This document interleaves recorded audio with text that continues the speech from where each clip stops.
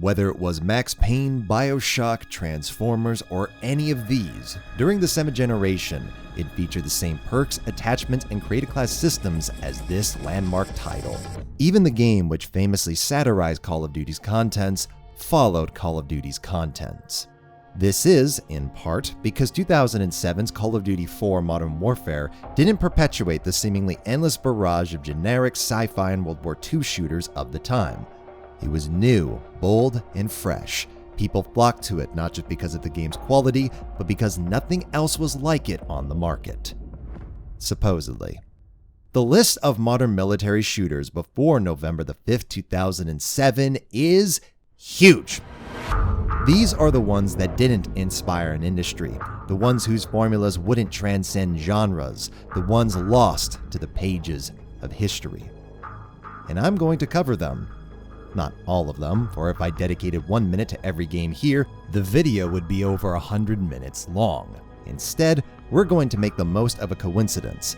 The games I bought for this video happen to release a year apart from each other, effectively covering the subgenre from 2003 to 2007, precisely when Call of Duty started before ending up as a modern military shooter. But first, a smidgen of history. The earliest game I knew of that approximated modern military shooters was the original Delta Force by Novalogic in 1998. The same year Rainbow Six and Spec Ops released. Ostensibly, 1998 was the year modern military shooters were born. But that can't be right. Not one game in the whole industry decided to plop you in a desert with an M16 before 1998? I didn't believe it, and with great help by longtime viewer Scorched, those doubts weren't unfounded. There's not only a decent collection of games that took place during present conflicts of the time, but some quite bizarre ones. My favorite being the Varginha incident, Brazil's first FPS based on the nation's UFO sightings in 1996. Civi actually covered the game last year, and it's even weirder than you'd imagine. That same year also saw Marine Doom, a WAD made by notable game developer, the United States government, used to teach combat tactics to soldiers. Not that you're forced to obey them should one play the WAD for themselves. Going down this rabbit hole explains why Duke Nukem 3D really was considered immersive for its time. Back then, a game just taking place in America rather than space stations or cathedrals was a novelty. The closest approximation then to the modern military shooter pre-1998 was a helicopter flight simulator called Comanche Maximum Overkill, released in 1992. It featured voxel technology, night vision, and a menu screen like Ace Combat, developed by Novalogic, the same studio who go on to make Delta Force. Suffice to say then, by the time Delta Force Black Hawk Down released in 2003, Nova had the most experience with this subgenre before it dominated the industry. The Battle of Mogadishu depicted in Black Hawk Down was merely one part of Operation Restore Hope in 1993. This is what's unique about Black Hawk Down, the game. It depicts multiple engagements extending far beyond what the conflict is most famous for. There's a level in Medal of Honor Warfighter, an arc in Beyond Two Souls, and a firefight in Army of Two, but there's never been a game covering Somalia to this extent before or since. The scenery might be a little samey of vast endless deserts, but this was 2003. We weren't quite there in terms of fidelity, but there's your turret barrages, convoy ambushes, sneaking missions, escorting and defending villagers culminating to the Battle of Mogadishu itself. That's the most impressive trait this game has. Only a couple of games had the ability to support multiple methods of gameplay without pausing. Halo, Battlefield, and Grand Theft Auto popularized them, but none were modern military shooters. At least, not officially. Delta Force was notable by virtue of being the only shooter of its time. For context, Wikipedia still mislabels it as a tactical shooter, because modern military games of the time were not Call of Duty, Battlefield, and Medal of Honor, but Operation Flashpoint, Tom Clancy's Ghost Recon, and Counter-Strike. After 1998, World War II shooters were spectacles pushed by Saving Private Ryan's director. Modern military games were slow burners pushed by The Hunt for Red October's author. But presumably, with the popularity of Ridley Scott's Black Hawk Down and the book it was based off of, Novalogic took the World War II gaming philosophy and applied it to what was exclusive to tactical shooters. It was very unique for the time, but God, it's boring. I bought this game at the age of 12 and I didn't even like it back then. The setting is all that Delta Force has to its credit. But a game environment isn't immersive through uncommon geography. That's achieved through animations, voice acting, sound effects, lighting, AI, level design, and scripting.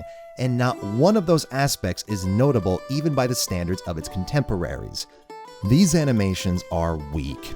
Even Counter-Strike, an amateur mod made by a handful of people in their spare times, more fluid. These animations are so stiff they remind me of Doom. But I still play Doom, so I can bear that. If there's more impactful weapon effects, and... No, these aren't very convincing either. Neither are the responses from enemies.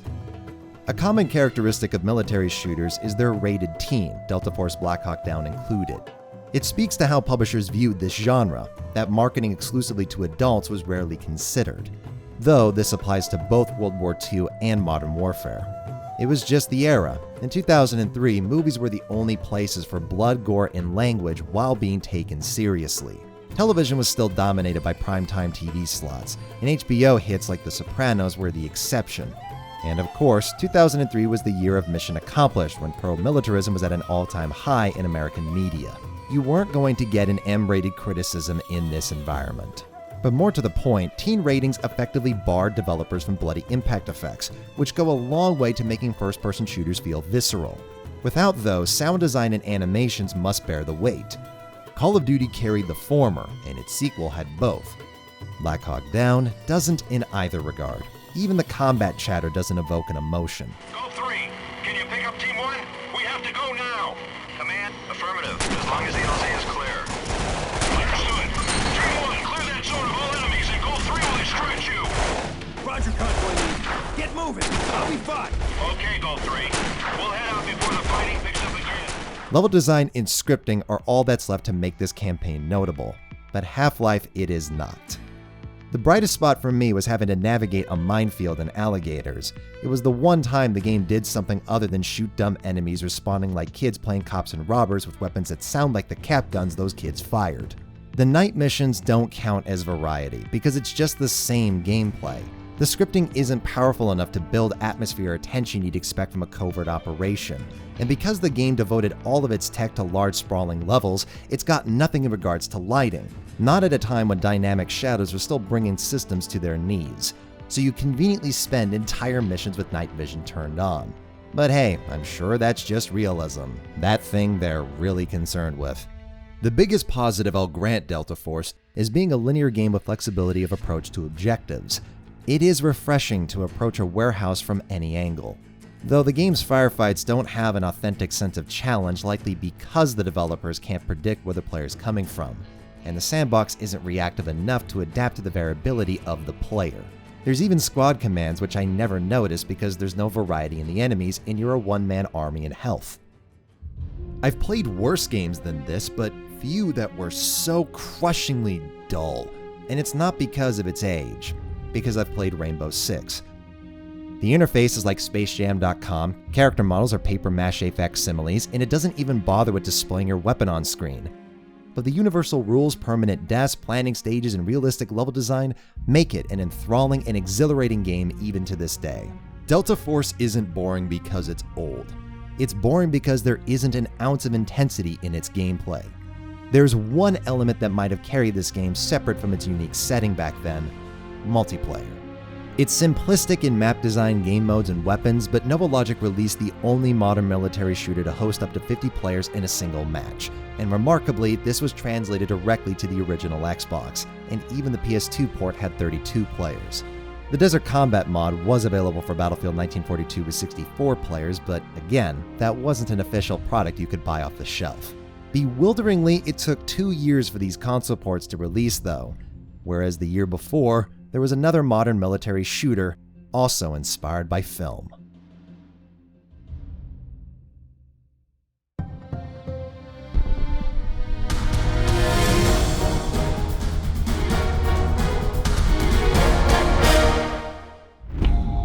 To be honest, Shadow Ops Red Mercury is the reason I'm making this video. It is a remarkable title, and more people need to be made aware of its existence. And the reason it's probably not discussed is because it looks so innocent.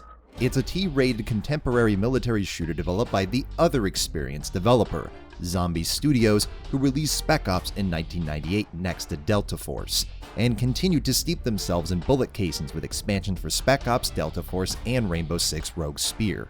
This caught the eye of previously mentioned game developer, the United States government, who commissioned multiple simulators and recruitment games. The most notable being America's Army Special Forces, the free expansion for the already free online game America's Army. But the USA wasn't Zombies' only client. Atari approached them, pitching a military shooter with a cinematic edge. Hollywood script writing, storyboarding, scoring, and sound design. Cutscenes pieced together like 24 with slick transitions, fast editing, and explosive shots. Shadow Ops' enjoyment has nothing to do with gameplay, as it's even more basic than Delta Force, with shoebox-sized levels that funnel you down endless tunnels, mowing down the same bad guys over and over and over. You know how Halo deliberately opened with spaceship corridors in order to contrast landing on an expansive alien planet? Shadow Ops is that first level, forever. Unlike Delta Force, there's variety in locations, from waterfalls in the Congo to the snow-capped military bases of Kazakhstan and the rooftops of Paris, just to name a few. But in gameplay, it's all the same. There's no stealth mechanics, vehicles, or even chopper gunner sequences. It's kind of ironic that the game deliberately aiming to be an interactive blockbuster is the one with no scripted set pieces. I'm not exaggerating. Every single level in this game boils down to shooting people and planting slam charges. This is the only interaction your character has with the world beyond pulling the trigger. So, where do you put the set pieces if they can't be shown via gameplay? You dump them in cutscenes, of course. And these cutscenes are trying so hard. As an operator in the volatile world of Black Ops, you never know who the hell to trust. Chain of command, the spies, informants, man on the street. Sometimes even those who are supposed to be watching your back. My mantra, word to the wise, trust no one. This is Frank Hayden. Welcome to my nightmare. This monologue makes no sense. Half the game is spent following orders even though you're a captain and getting backstabbed. Trust no one. Frank Hayden could be outwitted by Homer Simpson. And what do you mean, welcome to my nightmare? You're a Black Ops operative. Crossing war zones is what you do. It's so vapid you'd think it was written by Godsmack. It's so dumb, and I love it. Like Need for Speed, like Resident Evil, Shadow Ops' magic is witnessing an earnest effort with genuine talent spawns such laughable results that it becomes adorable. I mean, this is how the plot begins.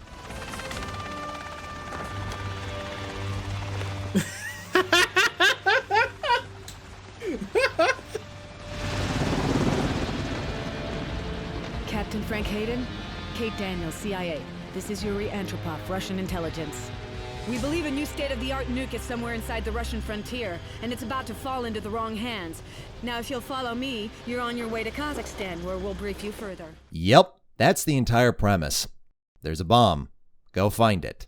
In the better stories this game rips off, the weapon is a component of the antagonist. It's an aspect of the plot, not the plot itself.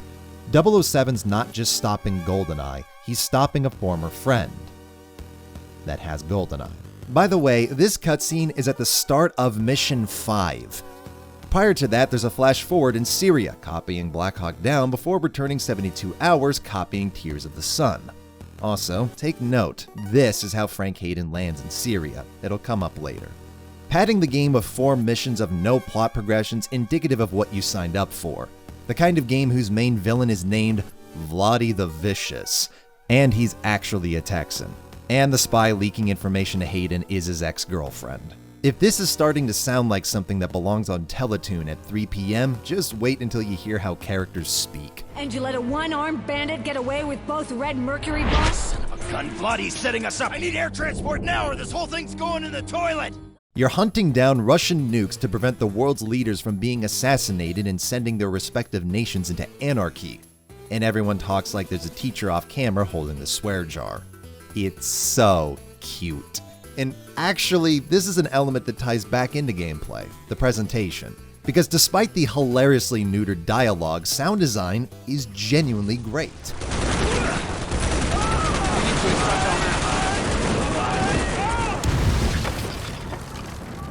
Weapons are appropriately powerful to their respective caliber, explosions sound devastating, and even the music composed by Enon Zur, who'd go on to score Fallout and Dragon Age, is paced to the level's progression. It's professionally done, and that's because it's made by professionals, mainly Soundalux, the audio team behind Ridley Scott's movie. It legitimately heightens the gameplay, even if it's no more in-depth than Delta Force, just by virtue of satisfaction upon pulling the trigger. But then that excellent sound design is used to do goofy things like this. It's one dude. Why are you treating it like a jump scare? Was this originally meant to have a unique enemy? Is this the nightmare keeping Frank Hayden awake at night? That same dissonance is found in the cutscenes themselves, because honestly, the snap transitions, effects, and Michael Bay pans are fairly well done. The editing, shot order, and compositions are of a professional grade, and higher quality than many cutscenes in games released in the 7th generation, let alone the 6th. And it's all for a game that can't even keep track of its own vapid plotline. Remember that flash forward in Syria, where Hayden lands in the middle of a firefight and witnesses the helicopter he left be shot down? Well, when the plot catches up to those events, none of that happens. Instead, you crash land, wake up in a completely different zone, and combat your way through unique levels which miraculously arrive to the same cutscene. What the hell is going on here? The game never explains this. There's no hinting at time travel or that the Red Mercury device is actually a portal to parallel universes, and yet the game completely retcons its own series of events. Having failed to stop the first Red Mercury detonate, you're immediately directed to a train headed for Paris, where my favorite cutscene takes place. The 24 inspiration's already amusing, attempting to trick you with, hey, your ex-girlfriend's double-crossing, but aha! Actually, it was Kate and Yuri, and then aha! Kate had her own plans, ready to kill you both, but... You should never send a man to do a woman's job. Then let's start with the scum right here. I fucking love it! By now, any resemblance of a military squad shooter is gone, and now you're a one-man army fighting through... Hey, wait a minute. Did Battlefield 3 rip off Shadow Ops Red Mercury? Did Quantum of Solace? Did GoldenEye? Unfortunately, this is when the game's padding becomes most evident. I'm not skipping cutscenes here, this is how the game fundamentally operates. From the plot twist to the penultimate level, there are no more cinematics. Just fighting Kate's Black Ops soldiers with the French police. And this is hardly the only instance. As said, the Congo levels have no relation to the plot whatsoever. Hayden and his team are just taking care of business before the CIA arrives. Until then, you're shooting and strolling through the tall grass with... Did Halo 3 rip off Shadow Ops Red Mercury? Halfway through, you're sent to Chechnya to stop Vladi from arming the Red Mercury bombs, and you fail. So you fight him on a Lebanese freighter to stop him taking the bombs to Syria, and you fail. That's 7 missions of absolutely nothing happening. At least nothing of any consequence. No major characters die, no plot revelations are made, and there's no setup we didn't already have. Vladi left a note in Chechnya to Hayden that he's going to Syria, yet the game pads out another 3 levels irrelevant to Syria. To Call of Duty 4, thankfully the game concludes in the most believable backdrop yet for a Clancy clone. The Eiffel Tower. Partaking in the worst RPG travel trajectory in a helicopter boss fight, where said rockets will literally pass through the very vehicle you're fighting against. But it's all worth it to witness Frank Hayden react to a nuclear bomb threatening to explode in 30 seconds with no one to disarm it like this. Crap! God bless this man. Think of Shadow Ops as Soldier of Fortune for kids. They share the globe-hopping one-man army explosion-fest gameplay, but where Soldier of Fortune's violence is that of a slasher film, Shadow Ops is like watching Die Hard 2 on cable. Yippee-ki-yay, Mr. Falcon. I think the reason I love this game so much is that it's like a perfect blend of Eastern jank meets Western spectacle. Despite being made by a Western studio, this game has all the polish of Techland's Chrome. The AI is horrendous, impact effects barely exist, pistols don't even line up with your crosshair, and the movement feels stiffer than this game's physics objects. But rather than being paired with vast levels, unique gameplay, or overly ambitious design like you'd expect from an Eastern game, it railroads you in service to a hysterical Clancy clone that takes itself completely seriously, like the West seemed to be so obsessed with in the early 2000s, while at the same time compromising itself artistically in the name of reaching the widest demographic possible. Like, who is this game for? It's not for military buffs because the game's inaccuracies don't require any military experience to notice. It's not for tactical shooter fans because there's no tactics. It's not for children because the game's too visually muted to excite. It's not for adults because the game's too vapid to excite. So who is it for? Me. That's who. I adore corny bullshit like this. The best camp always stems from when you can't tell if the developer was in on the joke or not. And that's precisely why Shadow Ops Red Mercury is so special. Close Combat's a franchise like Spec Ops, in that it's a franchise I've never heard anybody speak of growing up. Yet it'd been going since the 90s, with over half a dozen games released under the banner, and has only made more since, with every entry being an RTS game, except for one.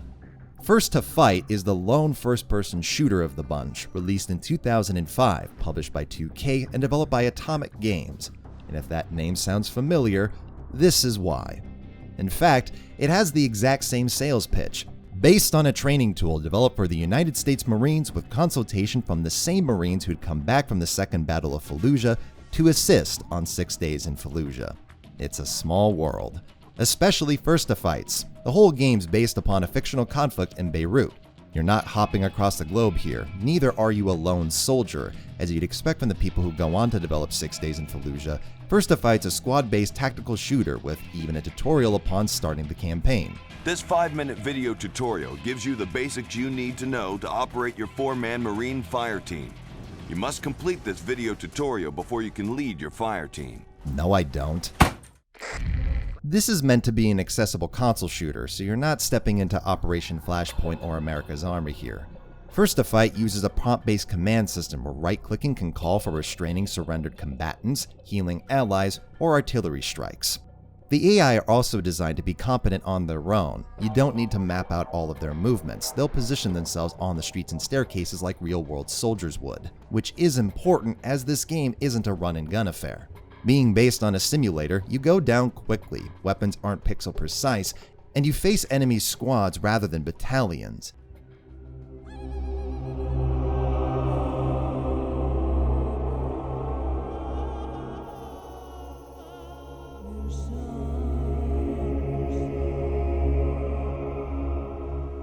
This music gives the impression of a dark, moody, violent affair where violence needs to be feared and respected in order to survive. Rainbow Six in a war zone. Frag and take down. We're good to go.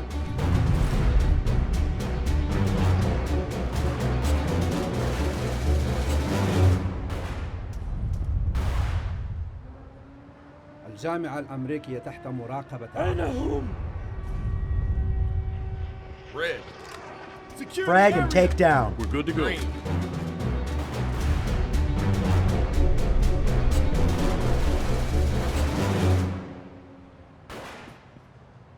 No. Form up! Back in formation, Lance Corporal. Hold position. Form up! Stay put. Hold position. Form up. Hold position. Form up. Hold position. Form up. Hold position. Form up. Hold position. Form up. Hold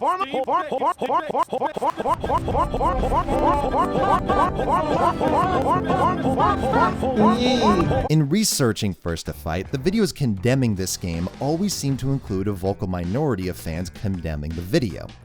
They're not gonna like this one either. Close Combat First to Fight isn't dated like Delta Force. It's not adorable like Shadow Ops. It's just awful in its controls, graphics, pacing, and especially sound design. Red! Green. Green.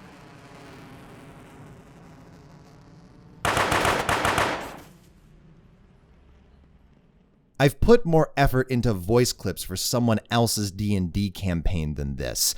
There's no score, only stings, which the game can excuse as realism, but you can't summarize real Warzone soundscapes in fewer audio tracks than my videos. Gladiator 2, this is Steel Rain 86. I've got 8 rounds, high X and Willie Pete shot. Over. Copy, Steel Rain 86. 8 rounds incoming. Over. Mission accomplished. Mission complete, Gladiator 2. Solid hit. Your own character's footsteps are almost inaudible. Weapons don't adapt to any environment, nor pack any punch. Music stings are obnoxiously loud. Every effect is from the stock library, and NPCs repeat their lines ad nauseum. I say NPCs, not characters, because there is no character. These INN reports are the only story you get. And how about this for a level's conclusion? Green. We're Oscar, Mike.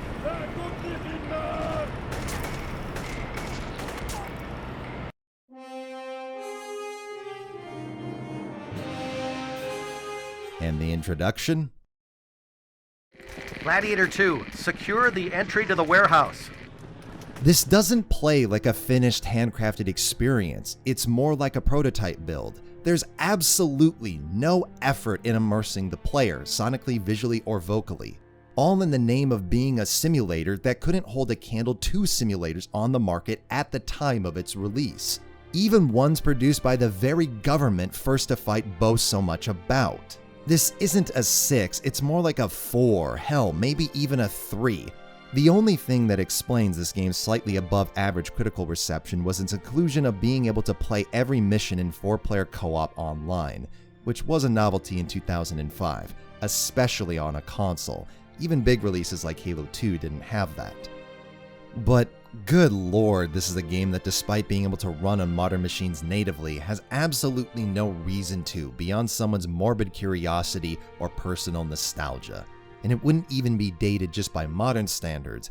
It'd only be 1 year before a next-generation squad-based military shooter would overshadow it. Speaking of nostalgia, it's unavoidable with this one.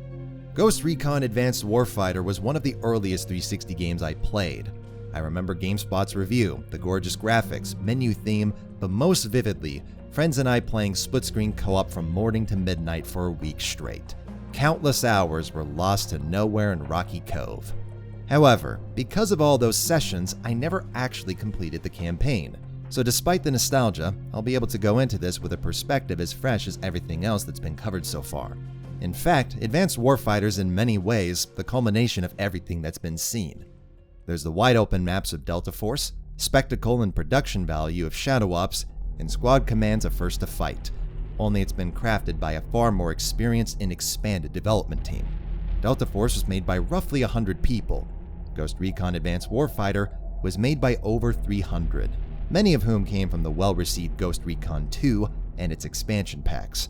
None of Grau's problems are so baffling as Delta Force's reloads, Shadow Ops' time travel, or First to Fight's sound design. Everything is handled by professionals. The graphics, sound, voice acting, gameplay, even the heads-up display. It's all really slick, which is very much the praise it received at launch, and in many ways, holds up today. Mainly how the slick presentation manages to be reserved. I'll give an example. During one of the earliest and arguably best missions, you're given an objective marker like you've already seen a dozen times. You've fought multiple waves of enemies throughout Mexico City. It's quite a hike to the US Embassy. This is normally when a truck comes along for selecting teammates and weapons.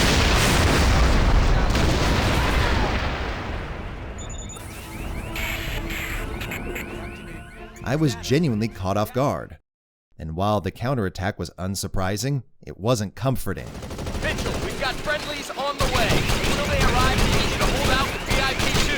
Again, your new objective is to protect VIP-2. The audio design positively shines in these encounters.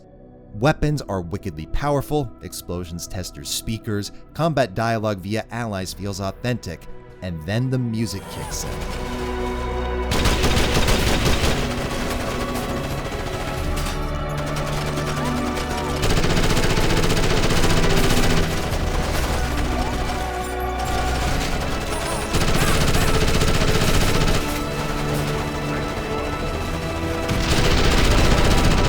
I'm in a war movie. No cutscenes, no QuickTime events, no dumb set pieces. just a massive battle with the odds stacked against you to a glorious score. Tom Salta continues to prove himself as one of the industry's most underrated composers.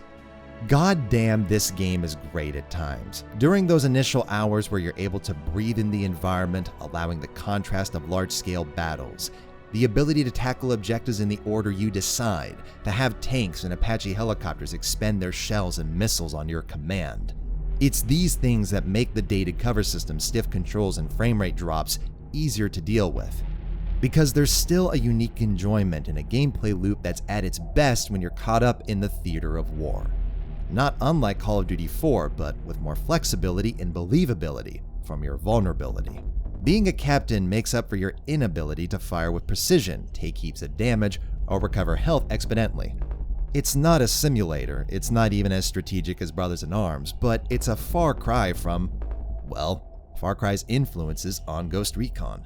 Tom Clancy's novels were characterized by vast detail during long periods of silence to make the brief pages of intense action leap out at you, bottling the tension until those critical chapters are reached.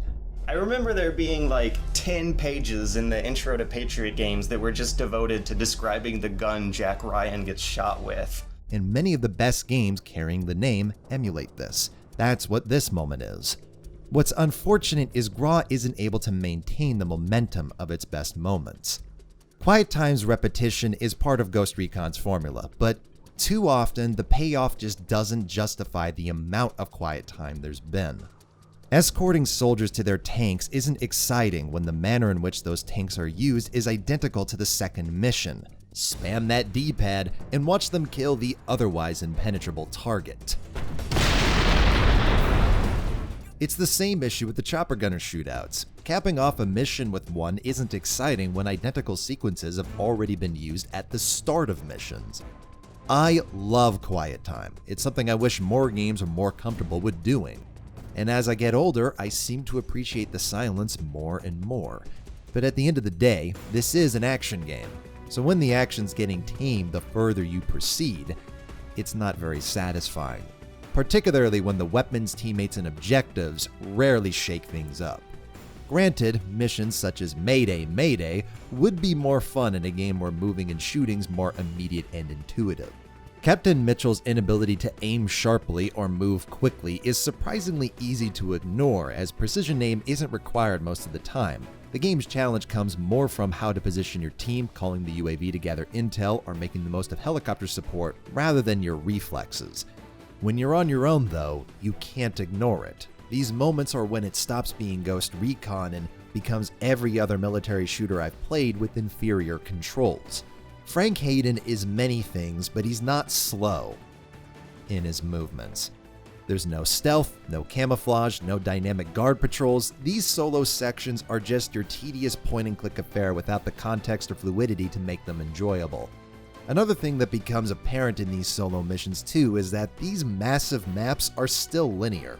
At several points, I hiked down several blocks only to realize any flanking maneuver was impossible and I had to go all the way back. The maps are large, but they're not interconnected. You're almost always funneled down a single or second path, which I wouldn't take an issue with, except for it results in large chunks of the map being technically playable but entirely pointless and repetitive. Though there's 8 levels, there's really 4 with 2 remixes. The amount of assets created within this next-gen technology must have been limited. It is very likely the victim of launch title indulgence. Advanced Warfighter was marketed alongside the Xbox 360 and naturally needed to demonstrate the console's horsepower. At first I wondered why the game insisted on these exposition dumps almost always taking place during a chopper ride. Even though they don't lead into missions, there's still a fade to black for loading.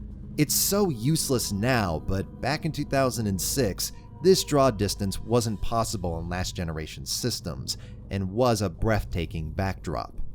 Today though, your bleak, brown, blocky metropolis reminds me of a Garry's Mod RP server, and no longer blinded by its majesty, I noticed these exposition dumps put striking emphasis on dump.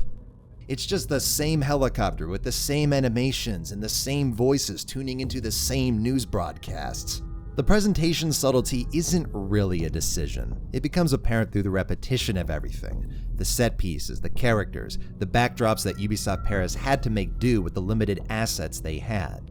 I doubt it was their intention for every street to look akin to Lego City. And it's not my intention to dismantle everyone's childhood here. Obviously, this is the best campaign constructed of the bunch. But even eschewing the low bar set so far, this campaign's best moments are enjoyable enough to make the whole game worth replaying, despite the many reminders it is an early next-gen title. Many of my problems with this game are things I ultimately don't blame the team on. For instance, I'm for making games shorter and tighter rather than longer and duller. I'd prefer an old blood to a young blood. Granted, most people do. Better comparison would be Hotline Miami 1 to 2. So I'd want Advanced Warfighter to shorten its campaign to make the missions it does have more intense, detailed, and distinct. But if you just drop $400 on a brand new console to play on your $4,000 plasma TV with a $60 game that ends in 5 hours, that'd sting. I understand why Ubisoft tried to give customers more value, even if it's only perceived rather than proven. And if you've got an Xbox One X or better, you can experience the game at frame rates Ubisoft's engineers could only dream about, making for a much smoother experience. Frankly, Advanced Warfighter's biggest problem isn't the color palette, repetition, or controls. Advanced Warfighter's biggest problem is Advanced Warfighter II. Released almost exactly a year later with improved graphics, smoother frame rates, tighter controls, more options, heightened productions, and better pacing. Advanced Warfighter 2 plays like how I remember Advanced Warfighter, like Hitman Contracts to Hitman Silent Assassin, and though I wouldn't buy an Xbox purely for playing GRA 2 at 60 frames, it will be the first game I play should I get one.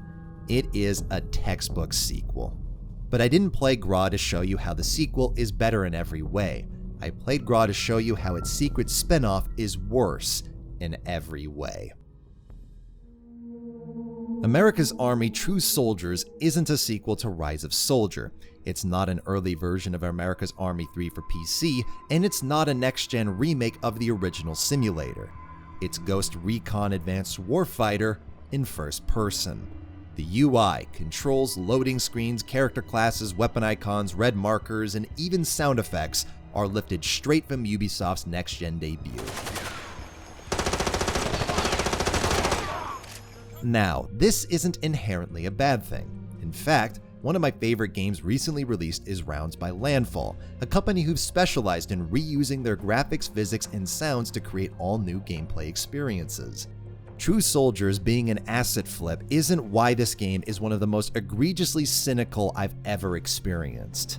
It's because not one of those components hasn't been butchered. I mean, just look at it. Advanced Warfighter was praised for its draw distances and backdrops. True Soldiers aren't detailed enough for the shooting range. There's screen tearing in the range. It can't maintain 30 frames per second at the range. The iron sights are transparent. These weapons are no more detailed than Delta Force, and reload animations are somehow worse in a game that's officially sponsored by the United States military. The hideous graphics and technical issues obviously stem from the game's presumably limited development cycle. There's all of 5 paragraphs written about this game on Wikipedia, so naturally the development cycle's never been officially documented. But it was announced in the summer, released in the fall, and Red Storm's Advanced Warfighter 2 came out in the spring. Even in this circumstance, it's still remarkable one of the studios responsible for improving Advanced Warfighter 2's performance managed to release a game on the same engine that runs so much worse than the original GRA. The only aspect of True Soldiers that isn't lifted from Ghost Recon are skill points, used to level up your character to make them better at running, shooting, healing, and resisting enemy fire, completely eschewing the authentic training sequences from the original America's Army for a series of paintball missions with no checkpoints. Whether you grind via these war games, training courses, or good old terrorist hunt, you're going to be grinding to make the game feel less shitty, though part of making the game more tolerable are earning scopes for your weapons, which can only be done via war games. Unbelievably, you'll want to bypass the see-through iron sights not just out of visual preference, but gameplay. because recoil doesn't only affect the weapon in your hands, it adjusts where you're aiming at a different rate than what's presented by the recoil, an motion that'd be smoother if I did it manually with Adobe Premiere's keyframes. The only game I've experienced worse aiming controls is 007 Legends on PC. That's a video for another time. But both are similarly impossible to describe. You'll only understand from first-hand experience. In content, the game is profoundly empty. War games and training are your only substitutes for single-player content. The only thing for offline players to do after that is combat the AI in Advanced Warfighter's co-op modes or co-op campaign. That's really just a set of levels with no narrative motivation. True Soldier's intent was to emphasize multiplayer, but suffering through the grind, controls, and performance can't be worth it. Without Red Storm Entertainment, Tom Clancy's name would have meant nothing to the gaming industry. It's because of Rainbow Six and the success that followed in its wake that Ubisoft has a name to keep milking far beyond the man's own lifespan. Seeing Red Storm commissioned by their owners to make something this pathetic is outright depressing. But you know what the really amazing thing is? I lied. This game was released 10 days after Modern Warfare. Putting these titles next to each other, it's easy to see why Modern Warfare positively exploded. And the setting isn't why. The shakeup from World War II caught a few people by surprise, but in reality, Modern Warfare wasn't the talk of the town prior to launch. Its developers have told stories of lining up at events for signing posters nobody came for. That might have been Halo 3 dominating the headlines. It might have also been the hundreds of games set in contemporary conflicts. There were many significant releases in the genre prior. Battlefield 2 and its console counterpart Modern Combat releasing on Xbox 360 in the same season as GRAW. Sony's SOCOM franchise that helped pioneer online console gaming alongside the original Ghost Recon and Rainbow Six for the Xbox. Even Black, pushing the last generation systems to their limit. Lots of these games are classics. Battlefield 2 and GRAW I hold very personal nostalgia for, but none of them match the influence of Call of Duty 4's innovations, nor were they so accessible. Battlefield 2's gameplay didn't empower infantry nearly as much as later installments inspired by Call of Duty. It demanded teamwork, encouraged through the squad system with squad leaders communicating with the team's commander, as well as a powerful rig to run it. Rainbow Six 3 retained the permanent deaths, one-shot kills, and planning phases of its predecessors. It made the game special, but also hard to approach, which must have been why its console counterpart abandoned a lot of those mechanics. But there was no need for Call of Duty to do that. Its gameplay mapped very well to all platforms. And none of these games had Modern Warfare's fluid controls, high frame rate, technical polish, all-killer no-filler campaign, game-changing progression system, memorable characters, unforgettable set pieces, player customization, variety of game modes, and variety of play styles. Even the intel briefings was a brilliant method of addressing the very problem found in GRAW's storytelling, giving players information in a manner that's concise and transitions beautifully into missions. Despite sharing a setting with literally hundreds of games, Call of Duty 4 Modern Warfare really was unlike anything else on the market. That's not to say there's no similarities. Shadow Ops Red Mercury's easily the closest to what Modern Warfare did. Its globe-trotting, narrative-driven nuclear arms race hits many of the same beats, and for all the memes, I'm being sincere. It even has you rushing through Middle Eastern streets with a squad of Americans failing to prevent a nuclear explosion. But in Shadow Ops, the detonation doesn't do anything. Sure, Vladi dies, as does some of Hayden's team, but it detonates in the ocean, knocks over an aircraft carrier, and before you've had time to breathe, you're on a train to Paris. In Modern Warfare, the nuclear detonation caused a wake that was so powerful it affected the gaming landscape itself. It recontextualizes the American campaign from patriotic bravado to a bone-chilling reminder of war's destruction, that the disturbingly cold attitude of the SAS missions couldn't be overwritten with jingoistic heroism. The explosion isn't witnessed via multiple camera angles, but from a first-hand account. You don't wake up to helicopters and allies, but distorted radio chatter, gusting winds, and the ghostly voices of children in the playground. I'm not saying Red Mercury should have attempted this. I love the game the way it is. But this entire subgenre left the door open for an experience like Call of Duty 4 that by the next generation, any of them could have achieved. Or perhaps they couldn't, and maybe that's why they didn't. Maybe it was Infinity Ward's fate to define modern military shooters, especially when Call of Duty was originally pitched as one. Funny story is that we actually pitched the original Call of Duty to be a modern game. While EA was cashing in Medal of Honor, Tom Clancy was broadening its horizons, and Battlefield kept its eyes solely on multiplayer. Infinity Ward were steadily building their technical experience with a growing desire for everything to come together in 2007. I think the takeaway from this video is simple.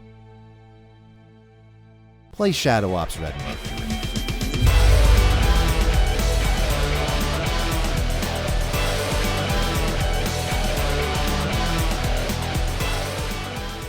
I like Control, but in your video you didn't say it was flawless, and thus didn't confirm my bias. Why should I keep paying on Patreon? I don't know. What is the best meme and what is the worst meme I've made? That's just me putting it in. What are you doing, step bro? What's your opinion on this dog? It looks happy and depressed at the same time. Like me. What are your thoughts on FMV games? Don't have much opinion on them as of now, due to the ones I own coming from humble monthly packs that I haven't opened yet. But I'm open to the idea. It's not much different than your traditional adventure game. I just finished Max Payne. Recommend me similar games. That's not a question, you dolt. Battlefield 3 years later, when? If it were to happen, there's no way it'd come out before Battlefield Bad Company 2. Are you a woman? Nope. Since most YouTube videos are just 10-minute long monologues, do you think Shakespeare would have dominated YouTube? No, because according to a few YouTube comments, my scripts are too dense to decipher. If you form the shape of a gun with your hand, how many fingers are the barrel? 2. I can't help it. Is my game taste bad? I don't know, let's see. No, not at all. This is a pretty good...